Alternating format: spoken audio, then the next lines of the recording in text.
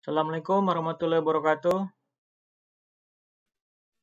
Selamat malam. Waalaikumsalam warahmatullahi wabarakatuh.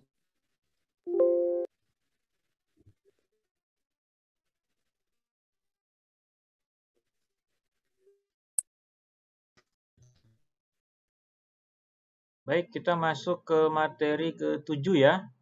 Untuk poin-poinnya bisa terbaca.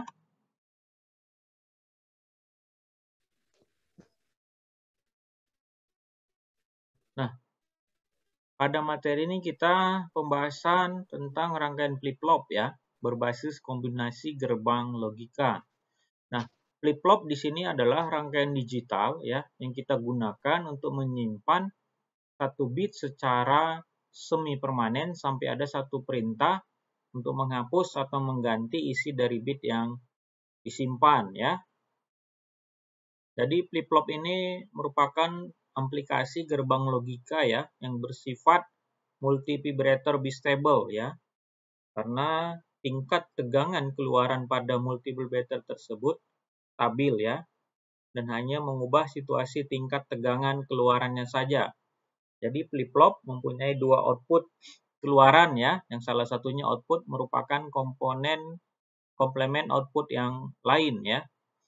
Nah, prinsip dasar daripada flip-flop itu komponen elektronika dasar ya, seperti transistor, resistor maupun dioda ya, yang dirangkai menjadi suatu gerbang logika yang dapat bekerja secara sekuensial ya.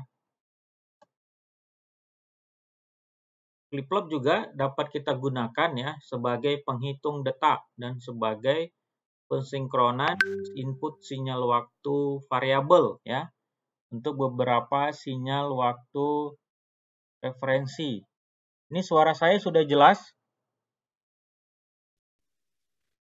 Udah Pak. Oke. Nah, kemudian ini saya sampaikan ada macam-macam flip-flop ya. Yang pertama itu ada D flip-flop. Nah, D flip-flop ini merupakan salah satu jenis flip-flop yang dibangun dengan menggunakan flip-flop RS ya. Jadi perbedaannya antara flip-flop RS itu terletak pada inputan R-nya. Nah, pada D flip-flop inputan R-nya terlebih dahulu diberi gerbang NOT. Maka setiap masukan D flip-flop ini akan memberi keadaan yang berbeda pada input RS-nya. Sehingga terdapat dua keadaan set dan reset, S0 dan R1 atau S1 dan R0. Nah, ini ada berikut gambar simbol dan data sheet dari flip-flop. Nah, ini dia ya. Untuk gambar daripada D flip-flopnya. Kemudian kita masuk kepada RS flip-flop. Nah, RS flip-flop ini dasar dari semua flip-flop ya. Dia memiliki dua gerbang inputan, yaitu RS, R, dan S ya. R artinya reset, sedangkan S artinya set. Jadi mempunyai dua keluaran outputnya yaitu key dan key action ya.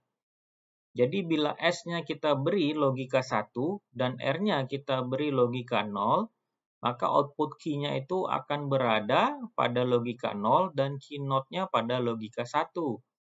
Sedangkan bila R-nya diberi logika 1 dan S-nya diberi logika 0, maka keadaan output-nya akan berubah menjadi key berada pada logik 1 dan key note pada logika 0.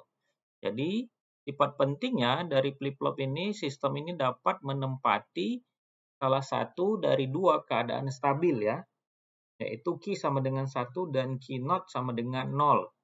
Sedangkan stabil kedua diperoleh saat key-nya sama dengan 0 dan key note ya.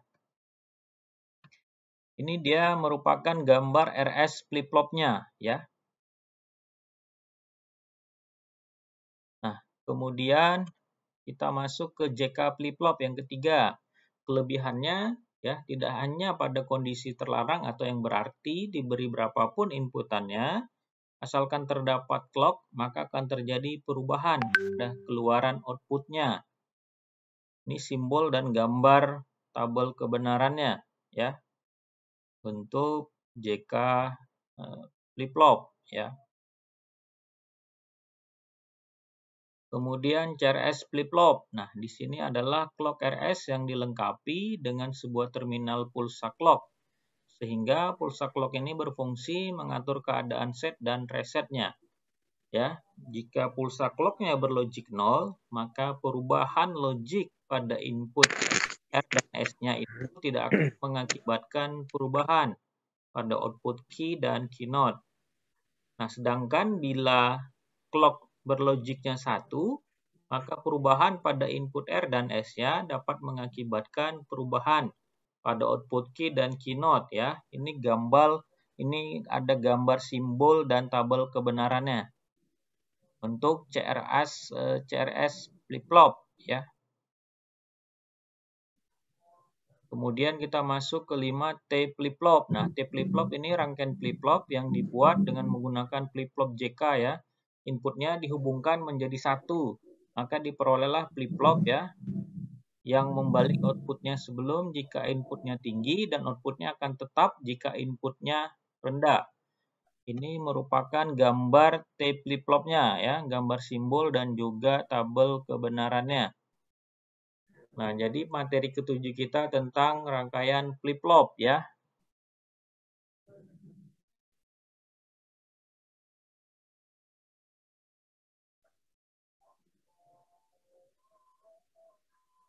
Tes, suara saya sudah terdengar? Udah Pak, udah. Oke. Udah Pak, udah. Ini materi kita yang ketujuh ya. Nah, dari Ya, yang Pak, terkait materi flip-flop ada ketujuh. yang mau ditanyakan? Sebelum kita masuk ke pertemuan yang ke-8. Ke-8 ini adalah kita Kalau soal UTS ya. Nah, silahkan. flip-flop yang sering kita temui atau yang sering kita gunakan itu jenis apa, Pak? Ya, ada banyak tergantung dari sisi yang kita gunakan. Ada D flip-flop ya, ada RS flip-flop, tergantung fungsi kegunaannya. Tapi biasanya itu kebanyakan ya tergantung penggunaannya itu D flip-flop yang sering ya. Tapi ya tergantung fungsinya lah. Gitu.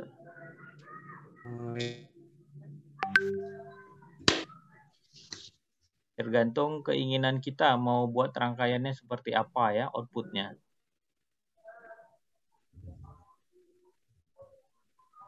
Nah, kemudian ini untuk soal UTS kita ya, pertemuan ke-8. Jadi ini adalah tugas mandiri ya. Jadi tugas mandirinya, tugas personal ya, membuat rangkuman. Jadi boleh milih ya. Yang pertama judulnya tentang rangkaian penghitung berbasis IT digital 74XX. Berarti 74XX di sini bebas. Kan ada 7401, 02 ya. Itu bebas ya. Kemudian judul yang kedua rangkaian pembangkit pulsa digital. Nah, itu judul untuk membuat rangkuman. Jadi pembuatan rangkuman ini dikerjakan ya masing-masing individu. Kemudian dikerjakan dengan tulis tangan. Ketentuan ketiga minimal sebanyak 3 halaman kertas folio dan paling banyak 5 halaman kertas folio ya. Dikumpulkan dalam bentuk PDF, dikirim ke email erpandi@dosen.pancabudi.ac.id. Paling lambat dikumpulkan tanggal 22 April 2022. Nah, dari sisi waktu tidak ada masalah kan? Untuk pengumpulan 22 April. Nah, untuk salah satu aja nih, Pak. Ya, salah satu aja dipilih. Jadi saya buat 2 alternatif, jadi salah satu dipilih.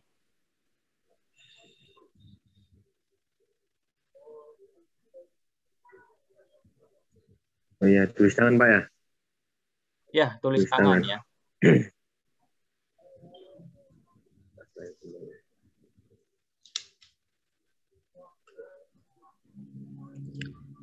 Ada yang mau ditanyakan terkait UTS tugas mandiri kita?